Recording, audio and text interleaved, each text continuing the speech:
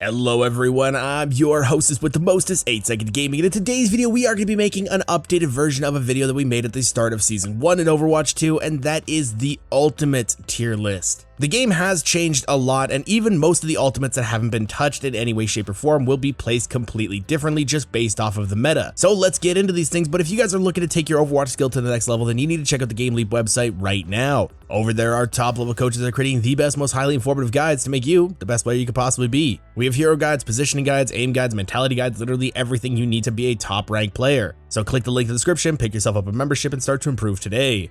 But okay, jumping into things, first off, we are going to be starting with the DPS. They got the most characters, and I'm a little bit biased, but it's the most fun role to play, so we're going to start with it first. And kicking things off in the DPS tier list, we got the D tier. And up first, we have to put Widowmaker at the bottom of this list. Infrasight can simply be viewed as a tempo ult, meaning the enemy team can just wait out the 15 seconds and it's completely wasted. And let's be honest, your team isn't utilizing that to find plays even at the highest level. That, on top of the fact Widow can't one-shot as consistently, severely cuts the power level of Widow's ultimate. Now up next we have Torbjorn's ult, Molten Core. This ult is just too situational. I mean, when you use it, you aren't at all looking for a pick with it. You just look to take up some space on the map. Even in an overtime situation, you can't fill up the whole point, so most of the time you use this, it's bound to be a waste. Admittedly, the damage output is amazing, but only when the enemies are playing like idiots. And as you can't really affect how much value it gains other than placing it as strategically as possible, it's again hard to put this anywhere other than D tier.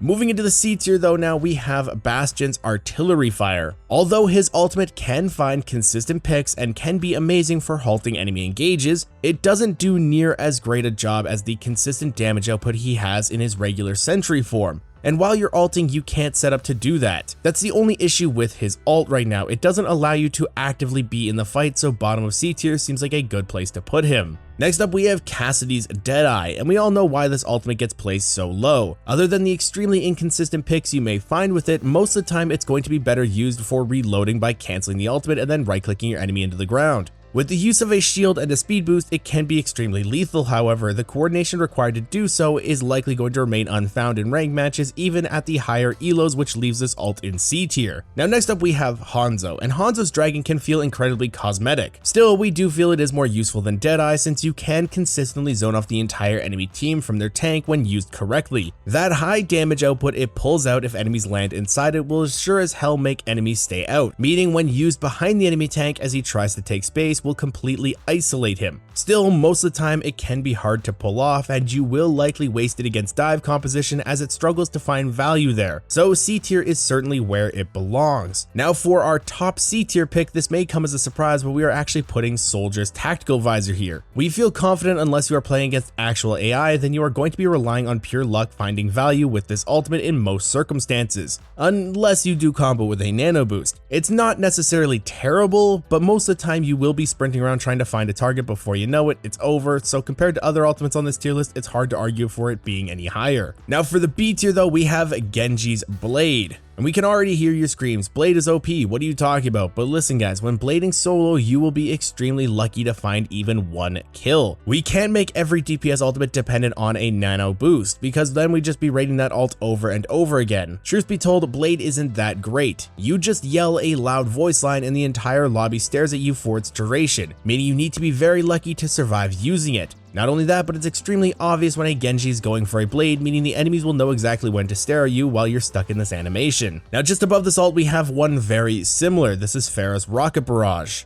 And this does follow the same concept when using it. You're just likely dead. The reason it ranks above Blade is that as long as you fire a shot before you do it, you will 100-0 even most tanks in a near instant, meaning you can trade your life for the enemy tank, leaving your team in an extremely advantageous position for the fight. That in mind, it's just above Blade but still in the B tier. And a great ultimate but just barely not enough for the A tier is Reaper's Death Blossom. This strikes fear into the enemies once they know you have it, though most Reaper players telegraph the hell out of their ultimate, letting the entire enemy team know that they're going to use it. But the secret to making it super strong is saving your Wraith for after you use it to bring you to safety, as the self-heal it will give you when used in the middle of the enemy team will keep you alive. This ultimate is certainly good enough for a high B tier spot, but not quite as high as the next B tier pick. and that is Symmetra's Wall taking up the top B tier as it should, especially in lower elos, but even in top 500, this ultimate is usually a fight winner when used correctly. Imagine a Reinhardt was able to completely shield off a part of the map which his team could shoot through but the enemies can't. That's literally Symmetra's wall, so we feel confident placing this high. But now we have the A tier picks, and you know we have to put Mei up here. Mei's Blizzard is incredibly powerful, as it can completely eliminate the enemy tank after isolation as long as it is intended to only get them in it. Your slow will make sure they have zero chance of escape, and your wall can easily remove enemy support line of sight to even attempt peeling it. Next, we have Junkrat's Riptire. Just the sound of it can win a fight. When used, the entire enemy team every time will be scared running into random directions, hiding, giving up all the space in the world out of fear. And they should do that because it's very scary. You have the incredible potential to eliminate the entire enemy team if not one or two key members such as the backline or just the tank. And with relative safety, as even failing the Riptire won't kill you off. A tier is certainly where this ultimate belongs. Blinking into our next spot though is Tracer, and Pulse Bomb is such a great ability as it covers the ground Tracer usually can't, and it complements her kit extremely well as any strong backline involving a Brig can feel impossible to harass with your damage. And that one shot changes it up completely. It's fast to obtain, can be stuck onto tanks to execute them with ease if necessary, and one of the fastest ults to gain with its value it brings.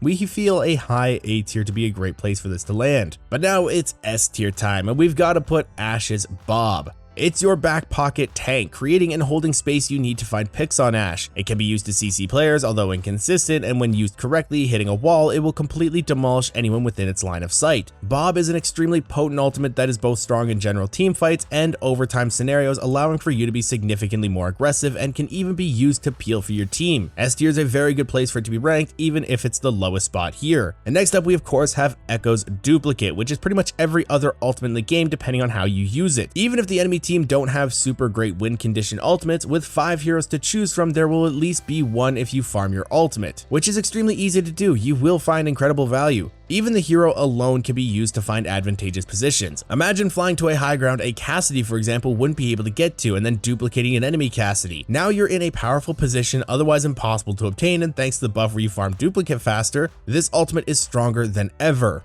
And next up we have Sojourn's Overclock, because it is absolutely lethal. Sure, the skill ceiling is high, but you basically turn into a Widowmaker with better movement and no damage fall off, although not being able to fully one-shot headshot. The mechanics required to use this ult to its fullest potential are, as we said, very high, but practicing your mechanics will certainly feel great as you reap the rewards of using this ultimate. And last but not least, we have EMP, which is undeniably the strongest DPS ultimate in the game, taking away most of the enemy's health, all shields and barriers destroyed instantly, canceling many ultimates, and giving your team walls on enemies hit. Not to mention them not being able to use abilities, there isn't really a stronger ultimate. But that's the DPS done, dusted, and covered, so now let's move into our next ones, and that's going to be the tanky boys. And first off, we have the D tier, and that D does stand for Doomfist because he's the one that's in here. And although it can be considered underrated as it does allow you to escape all deathly situations and allow you to regain your cooldowns, it is significantly less impactful than every other tank ultimate. So it's hard to argue for placing it higher when it will be the only tank ult in D tier. And actually, we're going to completely skip C tier as every other tank ult is extremely strong. So moving up to B tier, we've got to put D.Va's Self-Destruct. Finding picks on it is extremely inconsistent, but it is an amazing re-mech tool. Going in aggressive and using your self-destruct to re-mech will make your enemies waste all of their resources, bringing down your massive HP and armor pool. Just for you to get back in that mech, that essentially gives you 1200 HP and armor. Next up though, we have Hammond's Mines, and this might be a controversial one because we are putting it this low, but compared to the other alts we can't really place it higher as it is the most inconsistent tool for creating picks out of the other alts.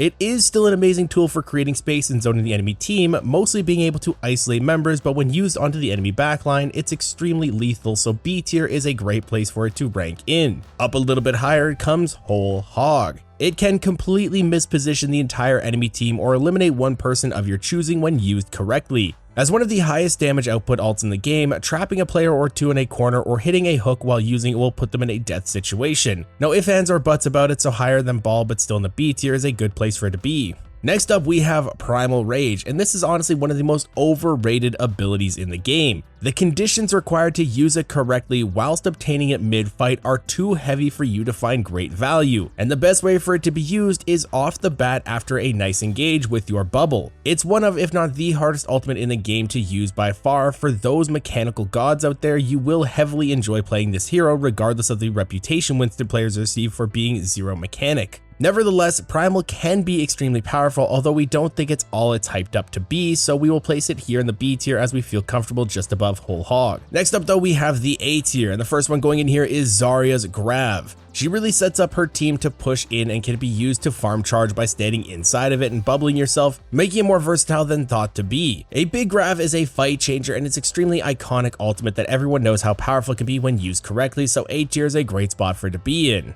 Next up though, we have Sigma's Flux, an extremely potent ult that pulls all enemies up in the air, most likely out in the open as well, making it free for him and his team to rain fire on before dropping them for 50% of their max HP. Just as it sounds, this ultimate is extremely powerful and there's no way it doesn't deserve to be anything other than A tier, regardless of how situational Sigma can be. And our highest A tier spot goes to Reinhardt. Yes, he is higher than Sigma's Flux as it is absolutely devastating, and Rein can set up for his Earth Shatter very easily thanks to the charge, cancel, and steering, allowing you to shatter from the most absurd angles, leaving the entire enemy team on the floor and even being able to one-shot from up close for squishies. We can't put this any lower regardless of how counterable it can feel like it is. But now we can move into our S tier picks, and we have to put the ultimates that synergize the best with the tank's kits. And Orisa shows that better than most. You can utilize your kit as Orisa to safely get in, CC their entire team, and remain in the middle of them while they scurry off in random directions to avoid being one-shot, which is usually pretty futile. Going for immobile targets will give you free one-shots, so we can't allow this to be anything outside of the S tier. And next up we have Ramatra. Again, this ultimate is extremely misunderstood and extremely powerful as he can use it to rotate 675 armor thanks to his Nemesis form, and meanwhile allows you to smash away at the enemy team with incredible burst damage while giving AoE damage over time. And in any overtime situation, it is a godsend and pretty much guarantees the fight's win. S tier is the only place for this ult. And of course, taking the top spot in the S tier is the only tank that can anti-heal the entire enemy team,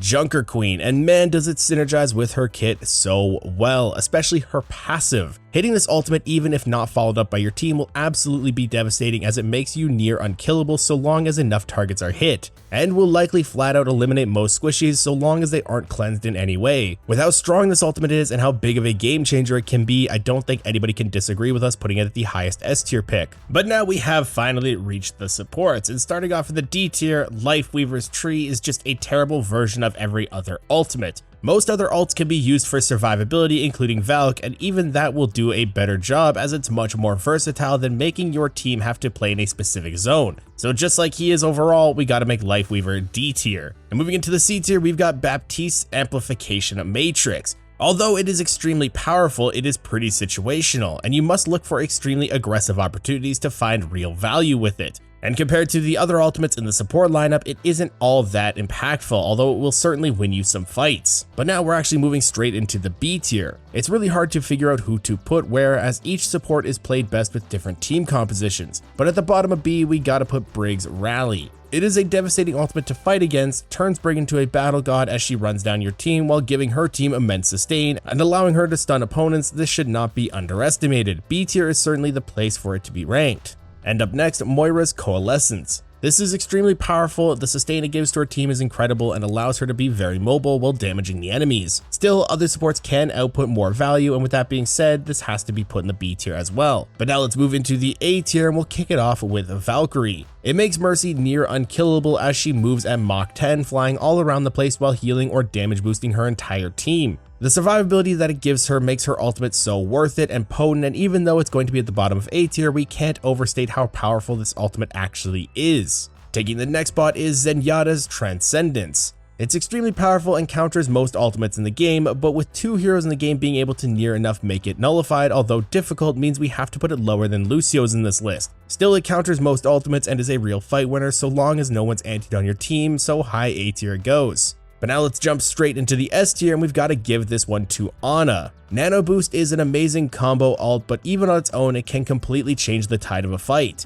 There isn't much that's needed to be said about it other than if she isn't in your hero pool for this ult, you have to learn it. Even just throwing it onto a tank, allowing him to pretty much be as aggressive as he wants, will still single-handedly carry games, which is why this ultimate goes straight into S tier. Another amazing ultimate is Kiriko's Rush. This is amazing in any meta composition, giving your team an insane movement speed boost, fire rate increase, and 75% faster cooldown. There really isn't a reason not to play Kiriko either, as ever since release this ultimate has been a leading reason for Kiriko on top of her overpowered kit. And of course, taking the top spot here is Lucio's Beat, because this has to be the best support ultimate in the game. Whether it's used for defensive or aggressive purposes, it can either completely save your team as you retreat or get confronted with a game-changing ultimate such as being grabbed, or you need to push in aggressively to keep your team alive. The barrier it gives is absolutely insane, and Transcendence doesn't even come close to the value it can bring, as it disallows pretty much any one-shot other than standing directly on top of a Diva Bomb. But also, if you guys are going to be looking to take your Overwatch skill to the next level, then you need to check out the GameLeap website right now. Over there we have top-level coaches, including myself, creating the best, most highly informative guides to make you the best player you can possibly be. No matter what you struggle with, we have the solution for you, so click the link in the description, pick yourself up a membership, and start to improve today.